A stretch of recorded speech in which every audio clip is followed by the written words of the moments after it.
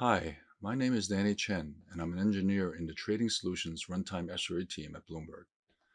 This talk will draw on some page reference sampling work that I did a while back at Bell Labs about 35 years ago. I'll briefly review that work, present why it's even more relevant today, and how I was able to recently reproduce some of the work using standard facilities available in Solaris. I'll give examples of utilities that I've written and how page reference information can help with capacity planning and even performance improvement. I'll close with what we need going forward, particularly on Linux systems.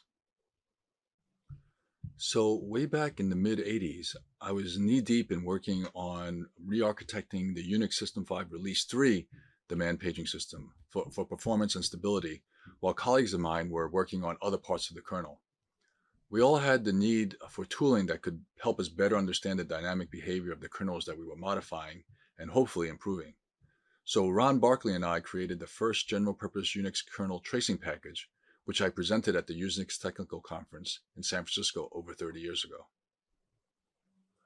One of the use cases for kernel tracing that I provided in the paper was related to the demand paging work that I was doing. To understand the interaction between program behavior and alternative virtual memory management strategies, we needed visibility into program behavior. The demand paging part of the system already gave some visibility into program behavior. The first reference to a page in an application virtual memory generates a page fault. By putting a trace hook into page faults, we could see when pages are first referenced by processes. But that wasn't enough information, because through the course of a process's lifetime, the operating system might need to juggle system memory and steal pages from a process. The impact of that stealing decision depends heavily on whether and how that page is reused in the future. To get more information about program behavior with respect to page references, I had to make further modifications to the kernel. I chose to leverage the existing page faulting mechanism and placed tracing hooks there, but I also modified the clock interrupt handler to invalidate the page table entries of the currently running process so that subsequent page references after each clock interrupt would generate additional page faults, which my tracing hooks would capture. By recording the wall clock time and the virtual time along with the virtual address that caused the page fault, I was able to produce memory reference charts like this. This particular chart, which I've pulled from the USENIX paper, was of the assembler phase of the 3B2 compiler, working on one of the compiler benchmarks that we had at the time.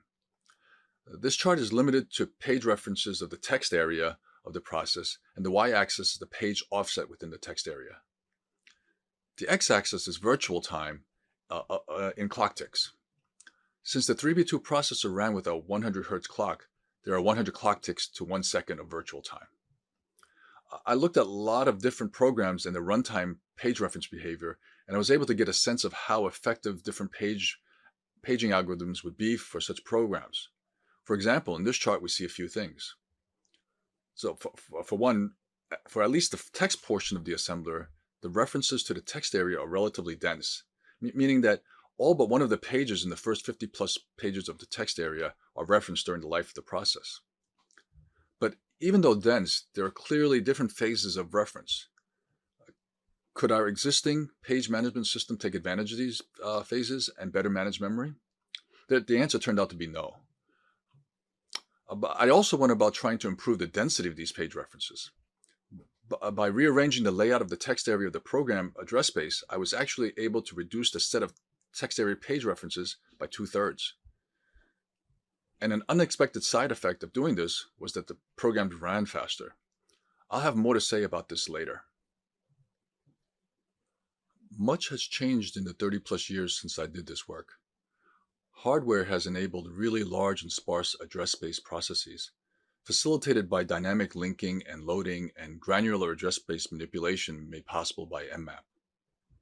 In response, there are lots of knobs that one can turn to affect how memory management interacts with processes. And back in the 80s, I worked on uniprocessor systems. Now even our phones run on multi-core hardware.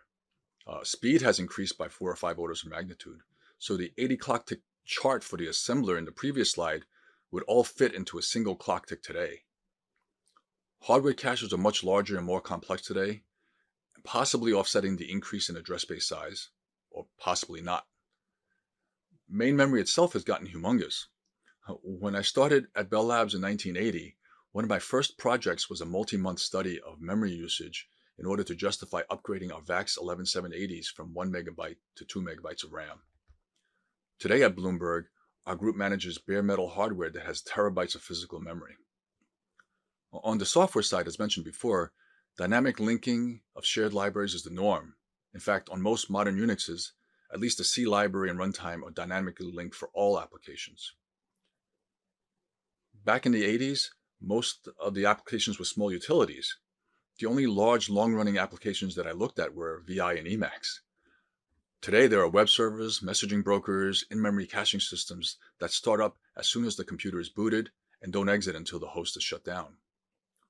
More and more applications are written in languages that are interpreted rather than directly executed in machine code. So for at least the last 20 years, I've really been interested in revisiting the analysis, looking at the new software and how it runs on the new hardware. And while Solaris's dtrace and Linux's system tap would have made it easy to add tracing hooks to their respective page fault handlers, I would have still had to modify some kernel code to periodically invalidate the pages of processes. So imagine my excitement when late last year I was reading through the man page for Solaris/proc and I came across this. Page data. Opening the page data file enables tracking of address space references and modifications on a per process basis. This certainly sounds like page reference sampling, but disappointingly, an internet search didn't yield any examples or utilities that leverage this interface. Reading through the man page in more detail, this interface does indeed provide page reference sampling, and it provides far more information than I was collecting via my page faults, including distinguishing between pages that are written to versus pages that are read from but not written to. And we can distinguish regions of address space by the map name, and if it happens to be a System 5 shared memory segment, their shared memory ID. Since I couldn't find any monitoring utilities that leverage this interface, I wrote my own. But before I get into some of these tools and how I use them, it pays to take a step back and look at some generic hardware concepts to understand how all this works. On this slide, I've borrowed and combined some diagrams that I found on the web. I've included links to the sources of the diagrams if you want a deeper dive into the material. So on the left, we see an idealized address translation unit setup for a 32-bit address space processor. In this hardware setup, a 32-bit virtual address is broken up into a 20-bit page number and a 12-bit page offset. But a 20-bit page number would require a single page table with over 1 million page table entries in physically contiguous memory. So in this idealized processor, this is further broken up into a 10-bit page directory, which can point to one of 1024 partial page tables. This allows our page table to be sparse. So when the hardware sees a 32-bit virtual address, it takes the first 10 bits as an offset into the page directory table. If the entry corresponding to the first 10 bits does not have an actual partial page table associated yet, a validity fault will be generated, and a partial page table will be allocated by the operating system.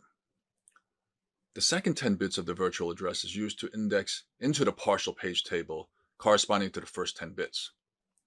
Again, if the page table entry corresponding to the second 10 bits is not valid, then a validity fault is generated, and the operating system must take steps to find a free page and map it into that page table entry. These are the page faults that I used to do my instrumentation 30 plus years ago. How the operating system initializes that page will depend on additional metadata that the operating system keeps about the virtual memory region corresponding to that page table entry. It might have to read it from file, read it from swap, or just initialize it to zeros. Once the page has been properly initialized into memory, then the last 12 bits serves as an offset into that page, which implies that page sizes are 4K in this idealized processor. So now on the right side of the slide is a diagram that's kind of a blow up of what a page table entry might look like. The permissions bits provide control over what can be done with the page. Typical permissions include the ability to read, to write, and to execute code from this page. Then there are bits that indicate whether the page has been read from, written to, and whether the page is valid. If the page is valid, then the page frame number is the location in physical memory where the page contents can be found. Here we see that in my page reference sampling implementation over 30 years ago, I simply cleared the validity bit of the page table entries of the running process to force the generation of new validity faults, and then I captured those faults with the trace hooks that I added. The Solaris page data implementation is doing something more clever. It is sampling the page reference bits, both the read and the write, when a process does a read on the page data file in /proc, making a copy of those bits and simultaneously clearing them. Since the interface supports multiple processes monitoring page data for a process at the same time, it must also be keeping a copy of the sample bits until all attached processes are done with their writes. So these dirty and reference bits are typically also used by the page replacement algorithm to select which pages to steal from processes when the system needs to juggle physical memory. And again, since this page data mechanism is clearing those bits, the operating system needs to kind of consult the places where these bits have been copied away as well. One final thing to note is that in the memory decoding sequence above, it takes 3 memory references to dereference each byte or word in memory. So a fetch from virtual memory requires a fetch from the page directory, which is a memory fetch, a fetch from the partial page table, which is a memory fetch, and a fetch from the actual page. So 3 physical memory fetches for every virtual memory fetch is a pretty large overhead. Many memory management units mitigate this overhead by implementing a hardware translation look-aside buffer, and that's depicted on the left of this diagram. This look-aside buffer is of limited size, but can eliminate the intermediary memory fetches from the page directory and partial page tables if the virtual address is found in this cache. So cache hits or misses from this cache can have a big impact on the performance of the processor. And so this is the likely explanation for why, if you remember a few slides back, after I manually changed the address space layout to make the code more compact for the 3x2 assembler, I not only got a smaller memory reference footprint, but the code actually ran faster. By making the footprint more compact, the translation look-aside buffer was made much more effective, and the code was able to execute faster due to the reduction of memory accesses needed to decode virtual addresses. So with all this background information, I can now talk about some utilities that I wrote to use the page data interface and how they can be used for capacity planning and potentially performance enhancements. The first utility that I wrote is called wssts for Working Set Size Time Series. And the idea is to periodically poll a process or set of processes and report on the number of pages read and the number of pages written in a polling interval. Timestamp that and then poll again and create a time series of page references. If you notice, it kind of differs from standard process monitoring utilities that usually allow for one to specify a PID to monitor existing process or to launch and monitor a process under the utility's control.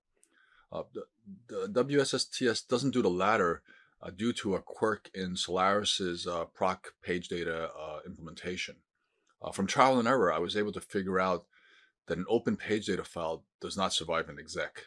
So that if you have a proc page data file open for a process and the process doesn't exec, your open file descriptor kind of goes dead. It doesn't get any more data. You have to reopen the file again, even though it's the same PID. What this meant is that wssts couldn't just fork open the page data file on the PID of the child and then do the exec in the child. It had to wait until the exec happened, which eliminates a lot of the benefit of running under a control process. Um, and it makes it near impossible to monitor the startup of a process on exec. Right? And one of the things I wanted to see was the startup costs of a process, and this quirk really kind of defeated that. Uh, I also did not attach by PID because I had a use case in mind, and the processes that I was primarily interested in had a workflow where those processes would periodically restart. So I decided to match by command name rather than by PID, and to pull for new processes of that name. Uh, but uh, but having a utility like this that tells us how many pages processes are actively referencing can help us with doing capacity planning of memory. In this example, we are looking at an application which we call calcroute. These calcroute processes can be viewed as a worker pool where each process is single-threaded and handles one request at a time.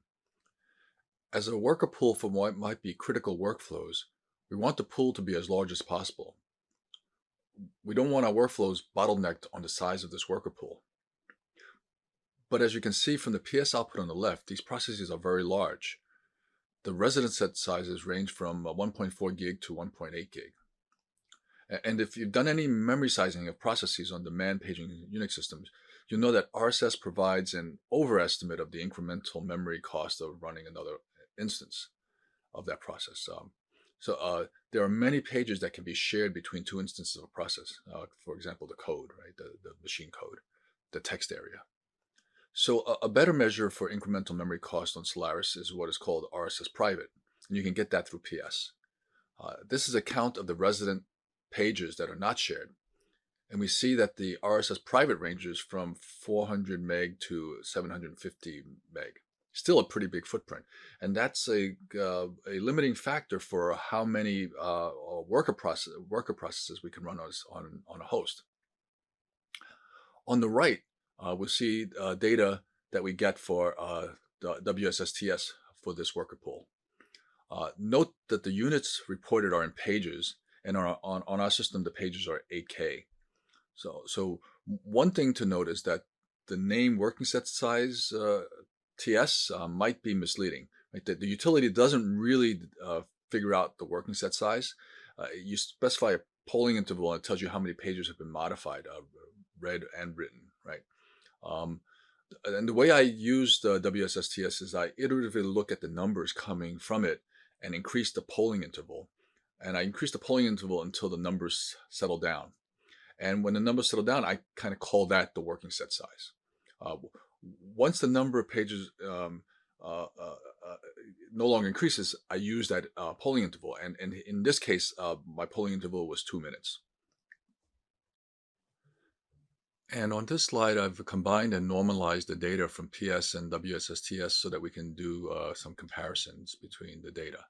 So the first thing to note is that the RSS is generally so much larger than RSS private. Right? So that says that there's a lot of shared code that is brought in that's reflected in RSS, but is not reflected in RSS private. It's useful to also compare RSS private against the write counts from wssts, right? So there are some cases where the write count is about 2/3 of the RSS private, and in some cases the write count is significantly. It's almost it's a small number. It's hardly any pages are written to. Okay. So that's indicative of a non-uniform distribution of work to the workers.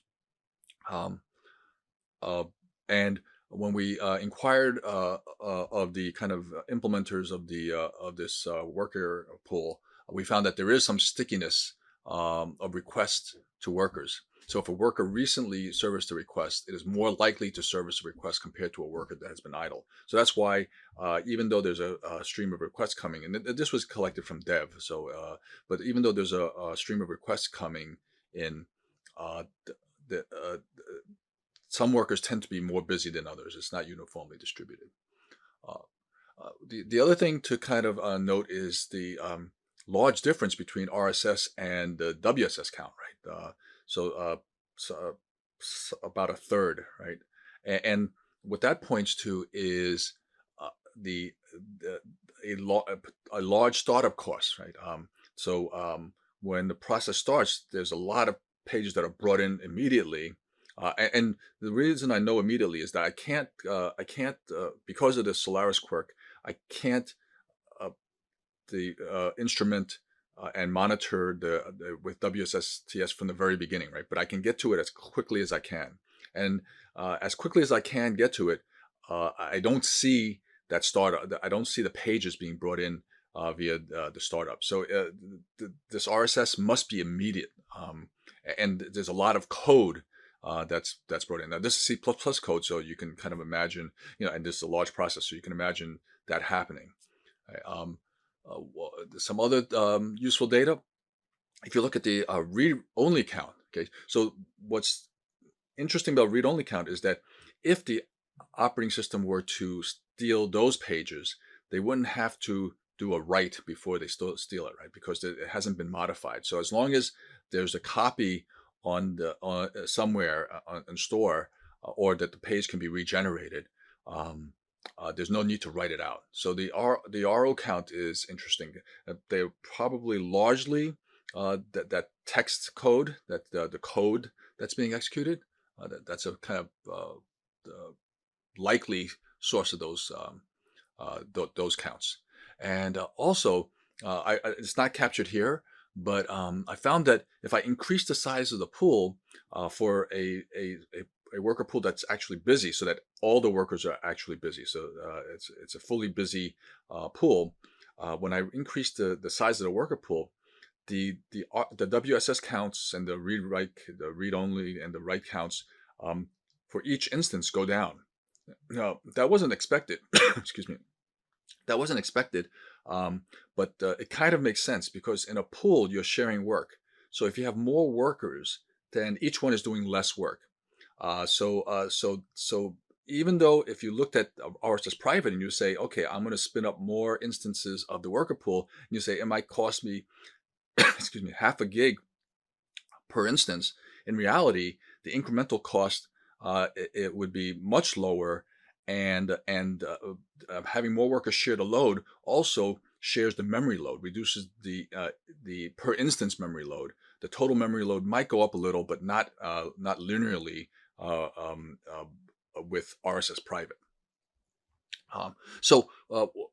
With this information, we were able to be confident in more aggressively sizing the worker pool, right? We still don't want to overdo it, because memory overcommit causes really nonlinear degradation when thrashing starts, right? If the system falls down when you do when you get even slightly overcommitted, right?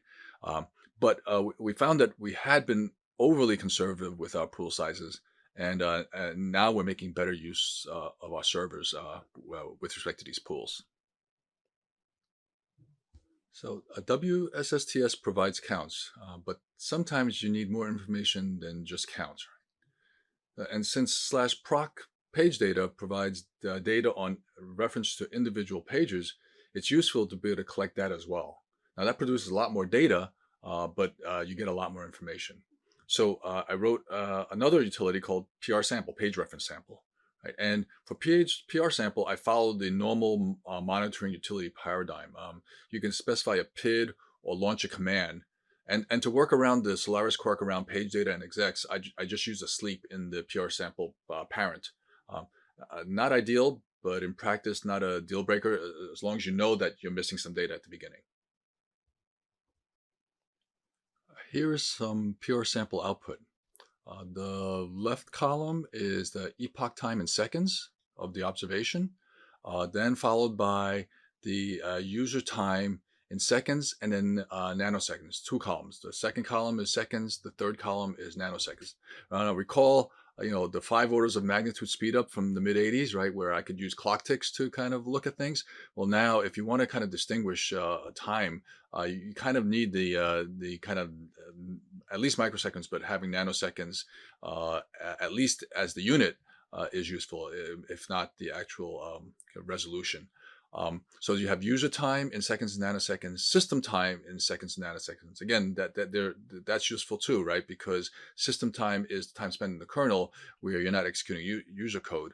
But the kernel might be touching some of the user pages, right?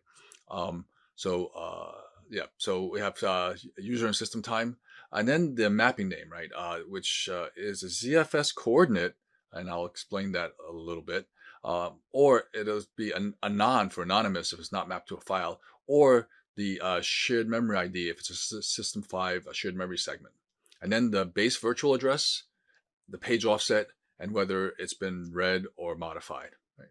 Now back to ZFS coordinates. They were really complicated to follow, right? You see the ZFS dot and a triplet, and I really wanted to know what files it was referring to, right? And if you don't read the full man page, you'll spend a lot of time killing yourself over it, which I did, right? So I was staring at it and I figured out that the last of the triplet is an inode number, right? So that jumps out at you. And then I finally figured out that if you combine the first two, you do a certain transformation, a simple transformation, you get the dev number, the file system ID number. So once you have the file system ID number, then you can kind of figure out which file system to do a find on, right? But that's a recursive find, which can be pretty costly. So my second stab at it, I took a different approach, right? The page data man page says that the name corresponds to a pseudo file that can be found under /proc object for the PID. And since I really was kind of primarily interested in shared objects that are being attached and being used and being referenced, I thought, okay, I won't get all these files, but I can get a lot of them. I hoped by just opening that pseudo file and essentially doing an elf dump on that file in code, not via utility, and looking for the SO name field.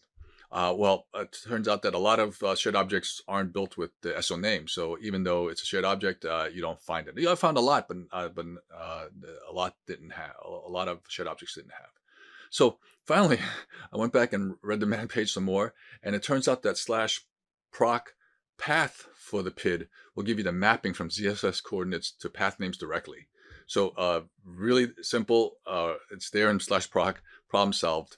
So the lesson here is read the man page. prsample produces lots of data. So what do you do with all this data? Oh, well, the first thing we might try is to visualize it. So I wrote a utility called plotpr.tk, which is a tk script that reads these data, data generated by prsample and attempts to plot it. Now, remember now, as opposed to my plot from 35 years ago, there's no longer a single text area. There are shared libraries in addition to the code in a.out, and there's lots of data segments as well, right? So what I do in plotpr.tk is I create a different TK canvas for each memory segment, as reported by page data. And based on the offset and read modify flags, I'll put a green rectangle if the page, a green square if the page is read only, and a red square if the page was written to. And the y-axis is the page offset, just as before, and the x-axis is virtual time, but for each canvas. Now, when I tried this for the crwrkr instance, the data set was too large. And not the data set itself was too large, but the ranges of the page offsets were larger than what X could render based on my simple mapping of a page to a square in the plot. So for illustration purposes, instead of the crwrkr that I did the working set size for, I just ran prsample against a simple Tickle server script that listens and echoes back requests on a network connection. Now, this is not a useful program, and the problem is that, again, these days virtual addresses are very large, and the data that you would get is very large. So I believe that visualization is still a powerful way to get feedback about program behavior with respect to memory references, but someone would need to develop something more sophisticated than my crude TK plotter to get the most out of this visualization data. We can easily use prsample data to provide counts of the number of sampling intervals that pages are referenced in. And now it's important to remember that these counts aren't counts of the number of references to the pages, but counts of the number of polling intervals that the page was referenced in. One page might actually be referenced 1 million times during a polling interval, while another page is only referenced once. But in both cases, the reference bit will be set and the count reported by prsample will be 1 for that interval. But even though you're not getting counts of the actual number of references, knowing how many sampling periods a page is referenced in is still pretty important, because most page replacement policies leverage these reference bits to determine which pages get stolen. And since many operating systems provide facilities for locking pages in memory, which might require elevated privileges, knowing which pages to lock can be pretty useful. So I have to point out that as SREs, we don't often have access to application source code to insert the necessary calls to advise on locking of page ranges, but we can write external utilities to map and lock areas of memory that might be shared across a set of target processes, right? For example, the code segment of the C library shared object. And depending on the OS virtual memory implementation, having another process lock shared pages might also prevent the pages from being stolen from all the processes that share that area. But even if it doesn't prevent a process table entry from a process from being invalidated, if the page is locked in memory, the worst case is you get a page fault, and the page fault handler will find the page in memory and not have to do an I/O to bring the page back. So, and another advantage of having an external utility do this is that it can run at higher privilege if the operating system requires high privilege to do the locking. Now, sometimes the regions of memory that we're interested in locking are not shared, and the only way that I can think of to lock those pages would be from within the process itself. Again, as SREs, we're not necessarily powerless here either. At last year's LISA conference, 2019 LISA conference, I presented a talk on how interposers can be used to modify behavior by wrapping and modifying calls to dynamically shared libraries. So if one needed to, one could interpose on things like the mmap calls themselves and lock pages in memory after the pages have been mapped into the process address space. So there's lots of possibilities here that are largely untapped by many SREs. Now, one caveat, program behavior is usually very dependent on workload. So just like with benchmarking, if you're going to be making improvement decisions based on this, make sure you collect page reference behavior across a wide range of workloads and look for common behavior and patterns. Otherwise, you're optimizing for perhaps even the wrong case. One of the nice features of modern hardware is the ability to operate with multiple page sizes. Recall in our discussion in that idealized memory management unit that the effectiveness of the translation loci buffer can have a huge impact on CPU performance. So back when I made the text area of the 3v2 assembler more dense with respect to memory references, the CPU performance of the assembler improved dramatically.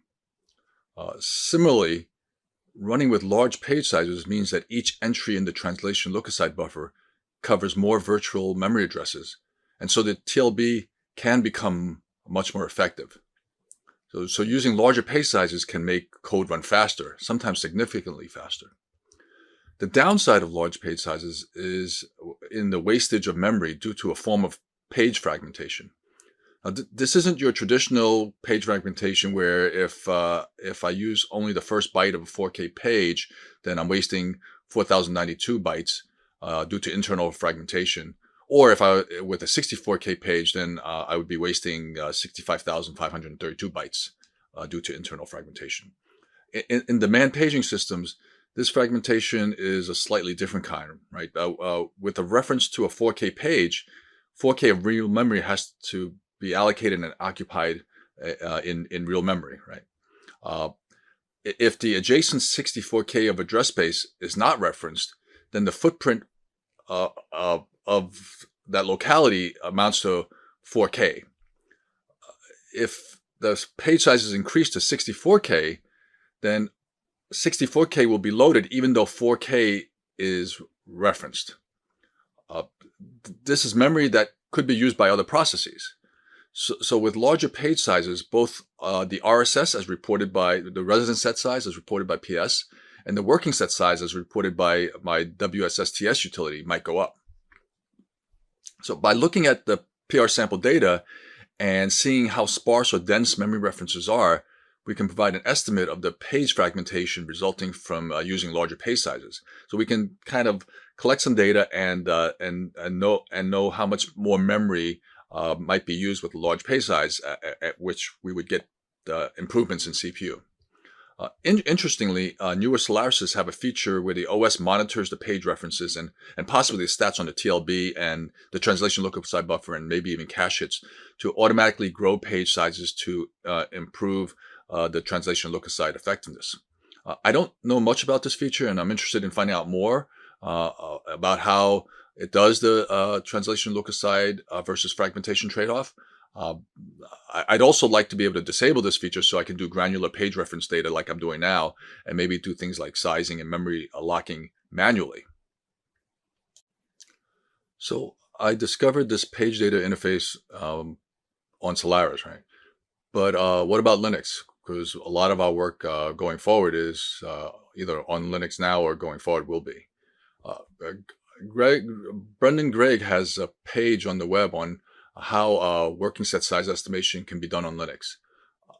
But it looks like we don't have the granular page reference information we need to advise on things like page sizing and memory locking.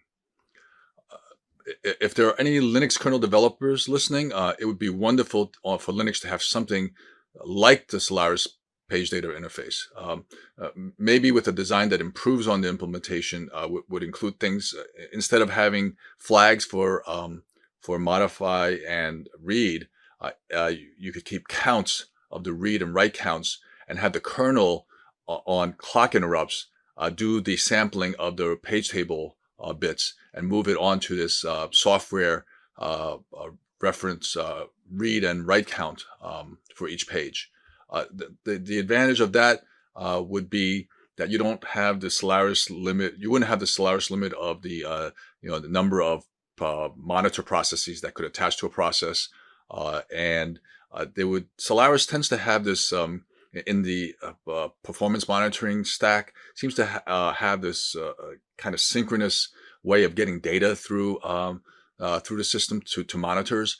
Sometimes that causes undue delays on the kernel because you're trying to deliver data in a consistent way. For monitoring, I found that you don't necessarily need that consistency since the counters kind of even out eventually.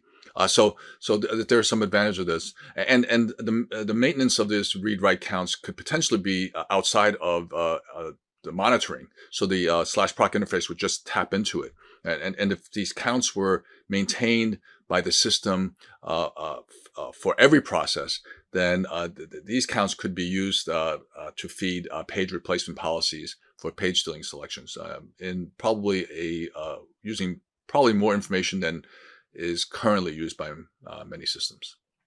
So in summary, page reference sampling is cool.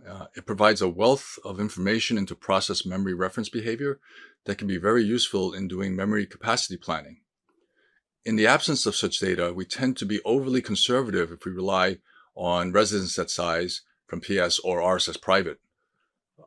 And with this data, we can make more data-driven decisions on things like memory locking and page sizes. And finally, I think that getting visibility into memory reference behavior might help drive attention to memory layout and performance issues. This is a relatively untapped area for getting more effectiveness out of the translation look-aside buffer and getting more performance out of our CPUs. The layout of the text area or the code is relatively easy to do. Runtime call graph data can easily be gotten and can be used to feed tools that might do automatic address space layouts, optimized with respect to memory references. Data is much harder, and it's often the case that the data segments of a process dominate the process address space size. So it seems to me that some extension to a tool like Valgrind on Linux to get something like object reference graphs might be very useful in helping with data memory layout. Also, today, many applications no longer run as native code. Right? Java and Python interpret some intermediate representation of the source program and have the ability to track accesses to both code and data. Awareness and visibility into reference locality can help drive efforts in these runtimes to be more locality aware and to extract performance using that information. And here I have references to the Solaris /proc man page, the Linux /proc man page, which includes references to the SMAPS interface on Linux, Brendan Griggs' paper on working set size estimation, and then the two diagrams that I stole off the web to illustrate the idealized virtual memory hardware. So thank you.